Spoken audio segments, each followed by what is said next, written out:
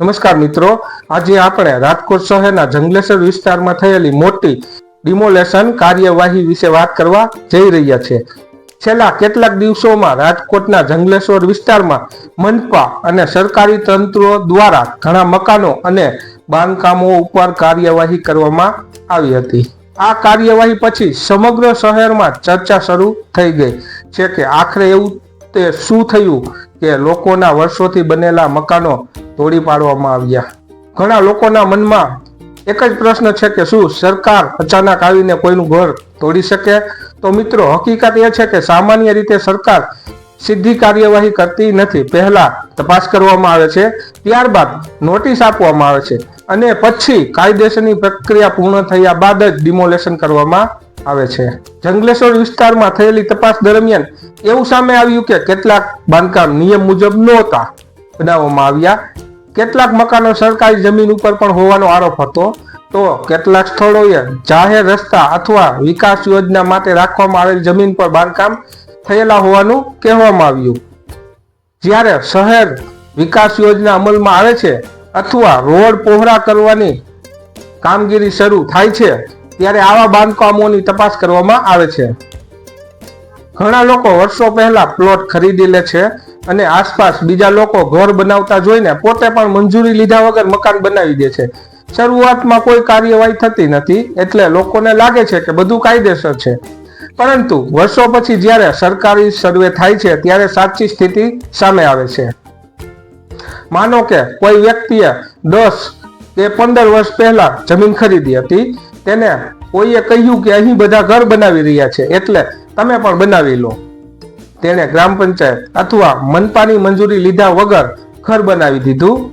પરિવાર સાથે વર્ષો સુધી ત્યાં રહેતો હતો, પરંતુ જ્યારે શહેરમાં રોડ વિસ્તરણ તથા અથવા સરકારી યોજના આવી ત્યારે માપણી થઈ અને પછી ખબર પડે કે ઘરનો થોડો ભાગ સરકારી જમીન ઉપર આવેલ છે. ત્યારબાદ નોટિસ આપવામાં આવી અને અંતે કાર્યવાહી થઈ. જંગલેશ્વર વિસ્તારમાં પણ આવી પરિસ્થિતિ સર્જાઈ હોવાનું કહેવાઈ રહ્યું છે. ડિમોલેશન દરમિયાન ઘણા પરિવારો મુશ્કેલીમાં મુકાયા, કારણ કે ઘણા લોકો લાંબા સમયથી ત્યાં રહેતા હતા. કેટલાક લોકોનું કહેવું હતું કે તેમને જમીનની કાયદેસર સ્થિતિ વિશે સંપૂર્ણ માહિતી નહોતી. આ ઘટના આપણને એક મોટી શીખ આપે છે. ઘર બનાવવું જીવનનું સૌથી મોટું સપનું હોય છે. લોકો પોતાની આખી કમાણી લગાવી દે છે, પરંતુ જો જરૂરી દસ્તાવેજ ચેક કર્યા વગર બાંધકામ કરવામાં આવે તો ભવિષ્યમાં મોટી મુશ્કેલી ઊભી થઈ શકે છે. ઘર બનાવતા પહેલા સૌથી મહત્વની વસ્તુ છે જમીનની માલિકીનો પુરાવો. જમીન તમારા નામે કાયદેસર છે કે નહીં તે ચેક કરવું જરૂરી છે.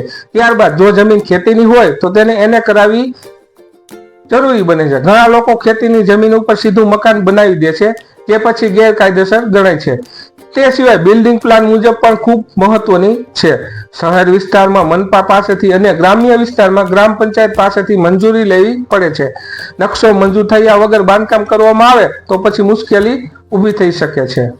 ઘણા લોકો થોડા પૈસા બચાવવા માટે એજન્ટ અથવા બિલ્ડરની વાતમાં આવી જાય છે.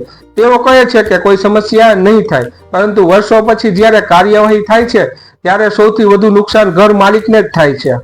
સરકાર સામાન્ય રીતે પહેલા નોટિસ આપે છે અને દસ્તાવેજ રજૂ કરવાની તક આપે છે.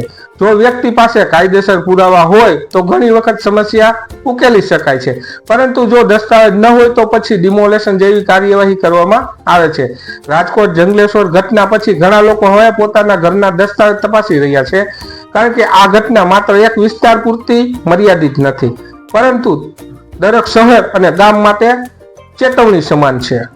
જો તમારું ઘર પહેલાથી બનેલું હોય તો સૌથી પહેલા તમારા જમીનના દસ્તાવેજ ચેક કરો. નગરપાલિકા અથવા તાલુકા કચેરીમાં જઈ માહિતી મેળવો.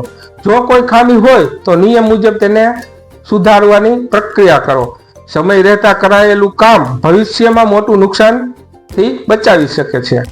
મિત્રો, ઘર એ એક દિવસમાં બનતું નથી. વર્ષોની મહેનત અને સપનાઓ તેની સાથે જોડાયેલા હોય છે. એટલા માટે કાયદેસર પ્રક્રિયા અને સાચા દસ્તાવેજ ખૂબ જ જરૂરી છે. આ વિડીયો દ્વારા અમારો હેતુ માત્ર માહિતી પહોંચાડવાનો છે, જેથી ભવિષ્યમાં કોઈને મુશ્કેલી ન પડે. જો મિત્રો તમને આ માહિતી ઉપયોગી લાગી હોય તો વિડીયોને લાઈક કરો અથવા મિત્રો સાથે શેર કરો અને આવી જ મહત્વની માહિતી માટે ચેનલ સબસ્ક્રાઇબ કરવાનું ભૂલશો નહીં. આભાર. તેમજ એક જરૂરી સૂચના, આ વિડીયો માત્ર માહિતી અને જાગૃતિ માટે બનાવવામાં આવ્યો છે. કોઈ પણ વ્યક્તિ, વિસ્તાર અથવા વિભાગની ભાવના દુભાવવાનો અમારો કોઈ ઉદ્દેશ્ય નથી. કાર્યવાહી સંબંધિત અંતિમ નિર્ણય સરકારી નિયમો અને કાયદા મુજબ લેવામાં આવે છે.